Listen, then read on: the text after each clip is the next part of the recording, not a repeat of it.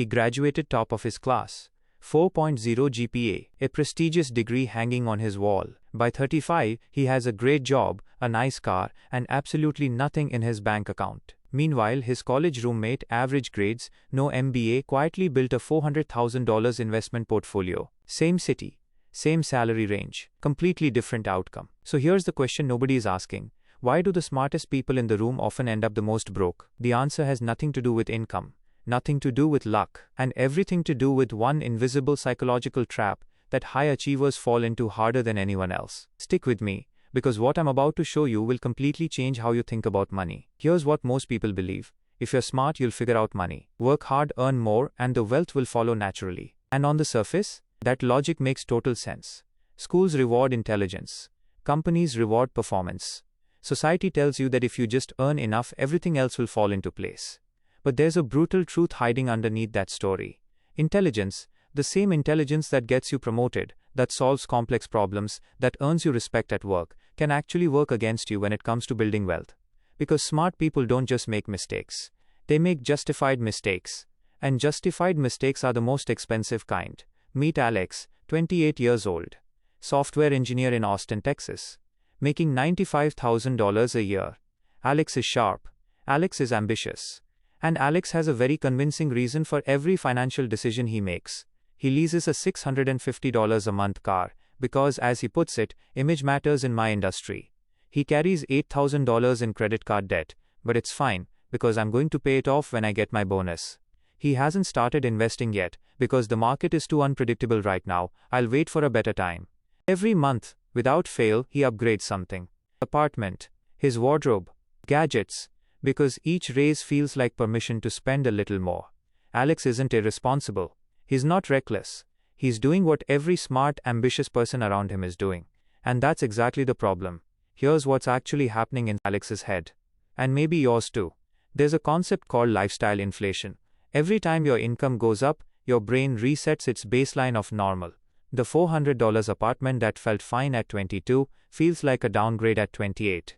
The Honda that used to be enough suddenly feels embarrassing next to your coworker's BMW. Psychologists call this the hedonic treadmill. You run faster, but you never actually move forward. And here's where intelligence backfires. Smart people are better at rationalizing. They can construct a completely logical argument for why this purchase makes sense. Why waiting to invest is actually the smart play. Why keeping up appearances is a legitimate career investment. Brain isn't lying to them. It's just telling a very convincing story. Add social comparison to the mix, and it becomes a perfect financial trap. Because in America, we are surrounded by visible wealth, social media, the neighborhood, the office, and almost zero visibility into actual net worth. The person driving the $80,000 truck might have $200 in savings. You don't know, but your brain is watching, comparing, and quietly deciding what you're supposed to have by now. The real wealth gap in America isn't between high earners and low earners. It's between people who optimize for looking wealthy and people who optimize for becoming wealthy. And those two paths move in completely opposite directions. The trap isn't stupidity. The trap is that wealth building is invisible. You can't see someone's index fund. You can't see their paid-off house. You can't see the $1,000 they quietly moved into a Roth IRA last Tuesday. But you can see the car. You can see the watch. You can see the vacation photos. And so that's what the brain registers as success. Smart people, high achievers, they're especially vulnerable to this because they've spent their whole lives performing competence. Looking successful is woven into their identity. And nobody gets financially destroyed all at once. It happens one completely reasonable decision at a time. So how do you actually break the cycle? Here's what actually works. 1. Pay yourself before your brain negotiates. Automate savings the day your paycheck lands.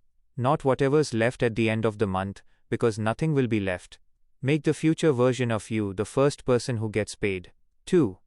Treat the next raise like it doesn't exist. Every time your income increases, keep your lifestyle exactly where it is for at least 90 days.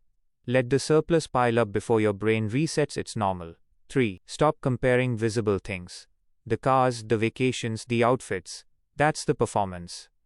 Start comparing balance sheets. Find one person who is quietly building wealth and study their behavior, not their lifestyle. 4. Start ugly, start small, start now. A $200 monthly investment at 25 beats a $1,000 monthly investment at 35. Compound interest doesn't care about your career title. It only cares about time. And the time you're waiting for the right moment? That is the moment. 5. Notice the story your brain tells you. Next time you're about to justify a big purchase with a smart-sounding reason, pause. Ask yourself, am I making a financial decision, or am I making a social one? That 1 second of honesty is worth more than any finance book. Here's the thing about Alex, and about a lot of brilliant people in this country. They applied their intelligence everywhere, except the one place that actually determines their future. The people who look rich are usually performing wealth.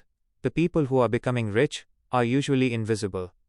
Boring cars, modest apartments, maxed out retirement accounts, no status, no audience, just a number quietly growing in the background. Your financial future will not be decided by how smart you are. It will be decided by whether you're smart enough to stop proving it.